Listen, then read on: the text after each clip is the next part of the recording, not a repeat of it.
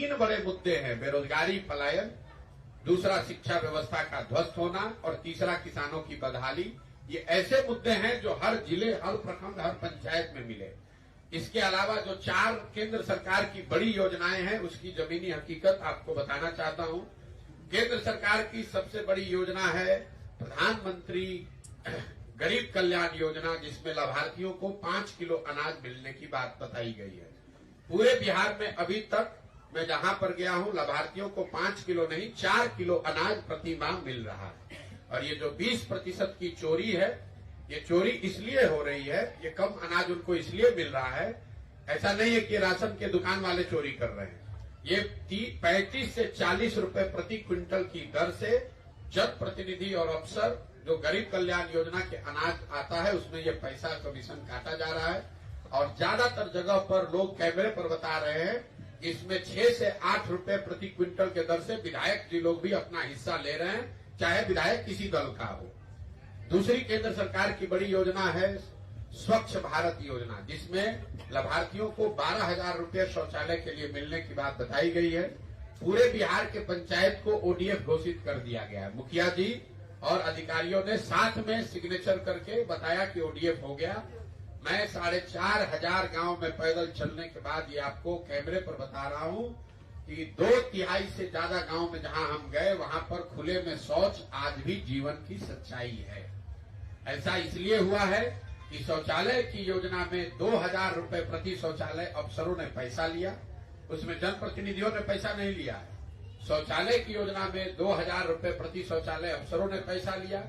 एक ही शौचालय के बगल में खड़ा करके 4-4, 5-5 परिवारों के नाम पर पैसे निकाले गए। किसी ने इस बात की चिंता नहीं की कि शौचालय बना कि नहीं, उसका उपयोग हो रहा है कि नहीं। तीसरी केंद्र सरकार की बड़ी योजना है प्रधानमंत्री आवास योजना। अभी तक 17 महीनों में जो लोग मुझे मिले हैं, ज्यादातर लोग इंदिरा आवास योजना की बात करते हैं। प्रधानमंत्री आवास योजना के तहत जिसमें 1,40,000 रुपया लाभार्थियों को मिलना है, उस योजना के लाभार्थी तो बहुत संख्या में है ही नहीं। ग्राम सभा को जो ये अधिकार था वो अधिकार वापस ले लिया गया, तो किसी को ये घर नहीं दे सकते हैं। लेकिन जिन कुछ लोगों को प्रधानमंत्री आवास योजना का लाभ मिला भी है, उनको भी 25,000 से लेकर 40,000 रुपए प्रति लाभार्थी घूस देना है। जहां पर जनप्रतिनिधि पैसा नहीं ले रहे हैं, वहां पर भी 20 से 25,000 रुपया अफसर तो अपने हिस्से का लेगा ही लेगा। अगर जनप्रतिनिधि भी पैसा ले रहा है तो लाभार्थियों को 35 से 40,000 रुपया देना है। और इसकी पूरी व्यवस्था इतनी बढ़िया बनी हुई है कि आपका नाम लिखने के लिए 1,000 रुपया, आपके घर का फोटो लगाकर भेजने के लिए 2,000 रुपया, पहला किस्त जारी होगा तो उसमें 11,000 रुपया, मतलब पूरी एक व्यवस्था इसकी बनी हुई है। चौथी जो केंद्र सरकार की बड़ी योजना है वो है मनरेगा की। इस योजना ने मुझे सबसे ज्यादा आश्चर्यचकित किया है।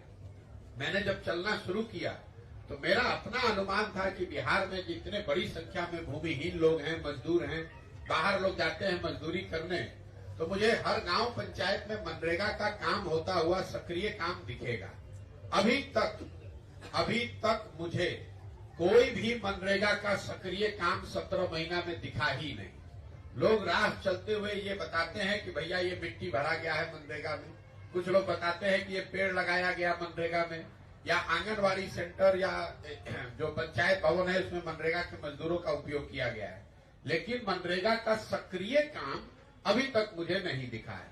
इसको जब मैंने आंकड़ों में देखा तो पिछले वर्ष मनरेगा में बिहार सरकार का यूटिलाइजेशन है 39%।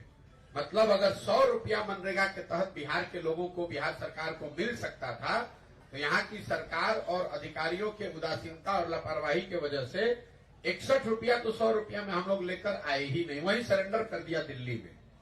और जो 40 रुपया आया उसमें मनरेगा में 40 से 50% की दर से कमीशन काटा जा रहा है। तो कुल मिला जुलाकर 100 रुपया में 25 रुपया ही मनरेगा के नाम पर जमीन पर पहुंचा है। ये 4 केंद्र सरकार की योजनाएं हैं। इसके अलावा